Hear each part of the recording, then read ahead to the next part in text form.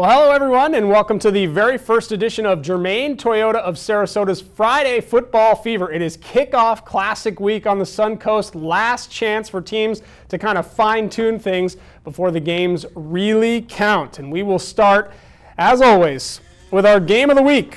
Pair of new coaches with some programs that have been under a lot of stress lately. Booker at Braden River, first quarter.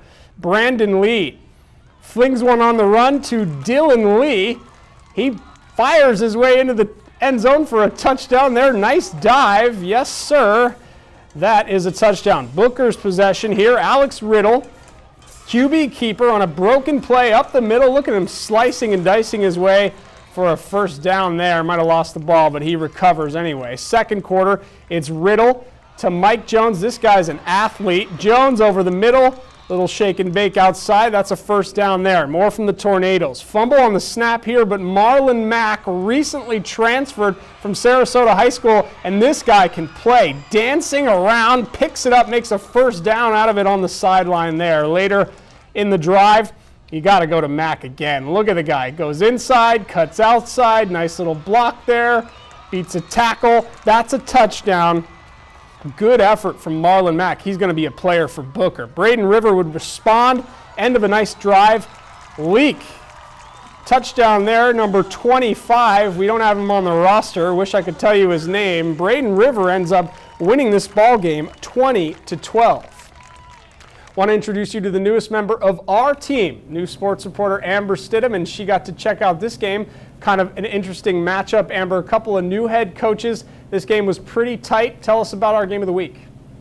Yeah, it was a great game, Adam. Two brand new, very young head coaches got their first taste of high school football. And it started out a little bit rough for the players. It almost seemed like they couldn't hang on to the ball at first. One fumble after another, but once the game got going, Braden River senior quarterback Eric Schoppacker really showed that he is not just a threat on his feet, but he also made a couple of really nice long passes. And Booker got a lot of help from running backs Marlon Mack and Mike Jones, who proved that they have lightning speed out on that field. I caught up with both coaches after the game. Here's what they had to say.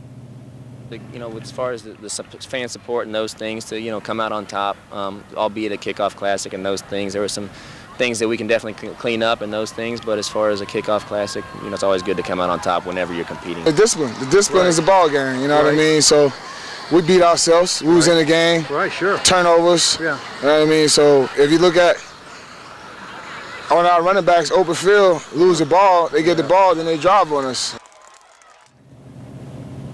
Now, both coaches look just as excited as their players did on the side of the field, and I must say, both of them are using this tonight's game as a learning experience for the next week's game that actually counts. Back to you, Adam.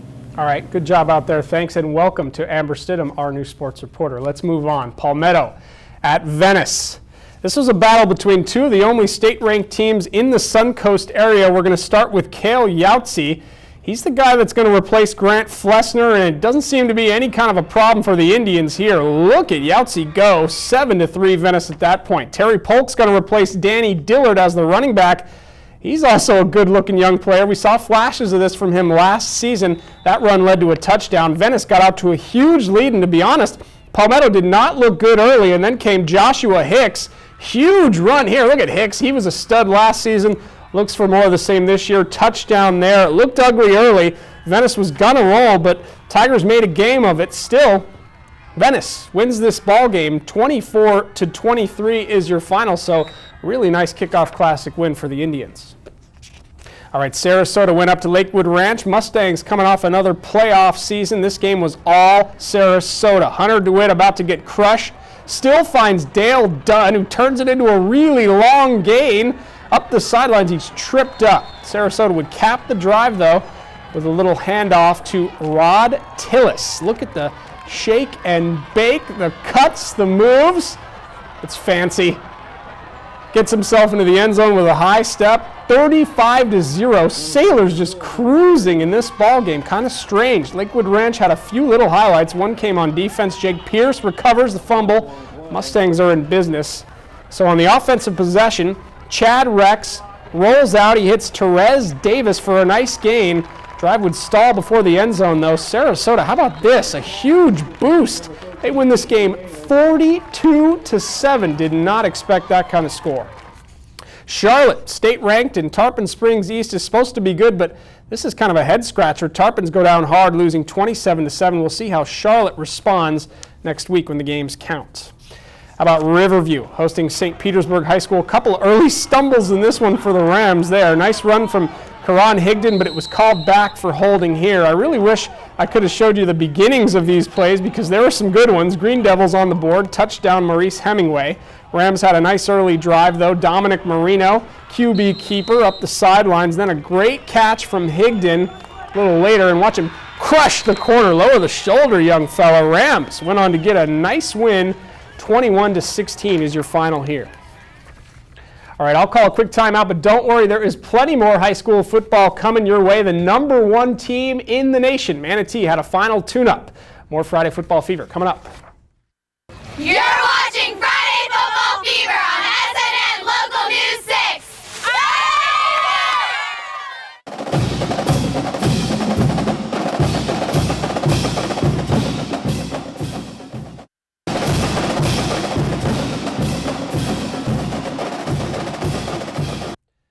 All right, welcome back to Friday Football Fever. Let's just get right back into it. The #1 ranked team in all the land. Manatee should have had no trouble with Seminole Osceola tonight up in Bradenton. First play of the game.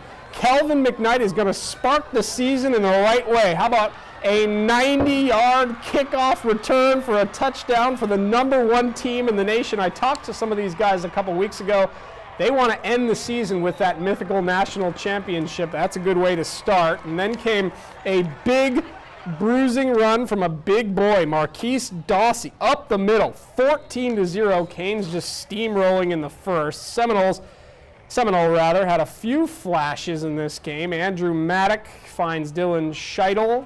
First down there, but really, when you play the #1 team in the nation, that's a tall order for any team. This one was all Manatee. Canes think Trayvon Walters is going to be the guy to replace Leon Allen, and he looks good there. Manatee wins 49-14.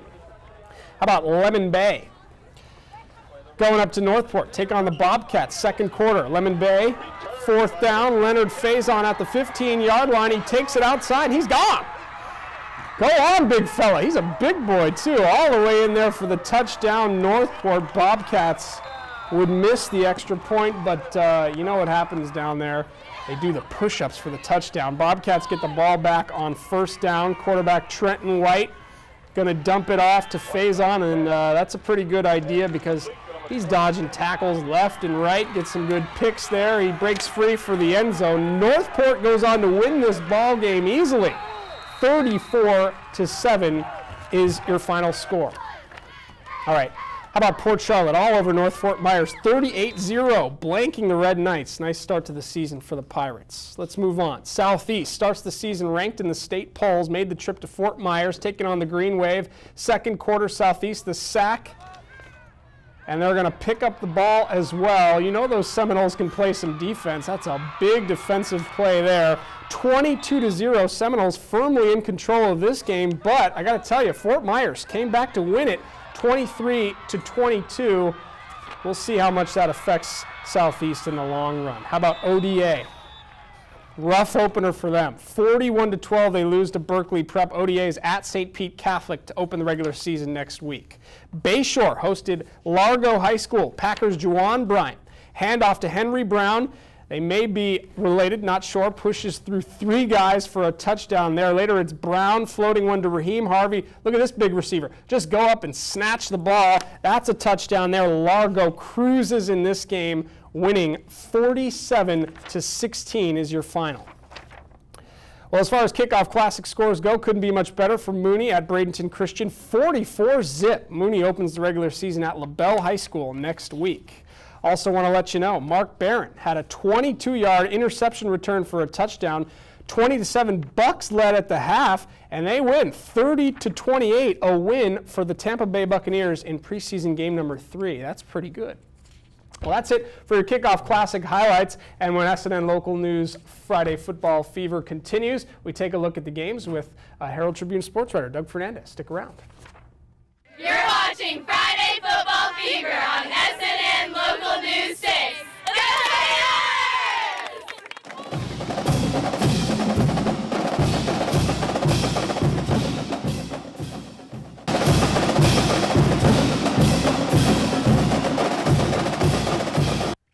it's the best part of the night. Yeah, it's the best. Our first time with. Nice to see you again. Good to see you. Welcome back, Doug Fernandez, Herald-Tribune sports columnist extraordinaire, and Doug was at the Booker-Braden River game. Kind of an interesting game here. A couple of schools that have had some really tough things going on with them lately, and a couple of brand new head coaches. What did you think tonight?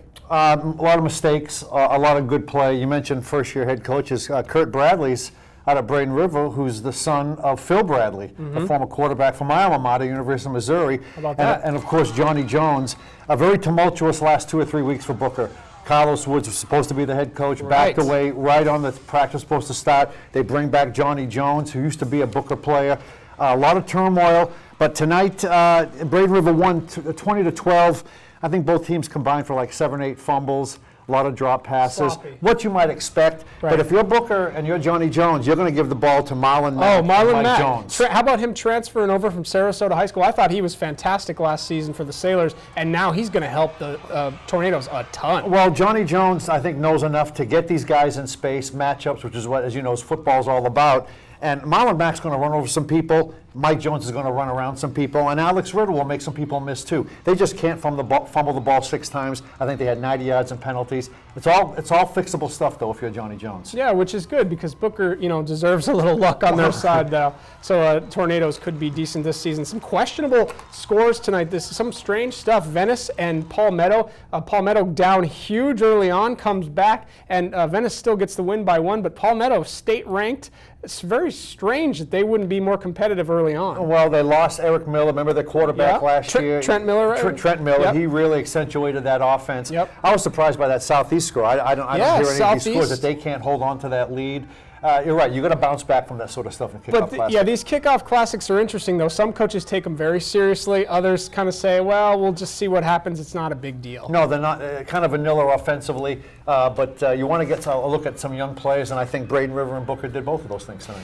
If you want to touch briefly on what Carlos Woods did, I know you wrote a piece on that. It really bothered me what he did. Well, apparently the day before practice was to start, he told Booker that he had to tend to a sick child, and his child is sick, but then 3 days later he takes a job at Delaware State, and the Booker principal didn't know. She had to hear it from me, and that really upset her over at Booker. Boy, you really hope he didn't use his sick child to get out of a job excuse, and not really he didn't want. Truth. All right, Doug Fernandez, thank you so much. All right, that'll wrap things up for this week's edition of Friday Football Fever. Now check out htpreps.com or the Herald-Tribune for more coverage of these games. There's more local news and weather just ahead. Stick around.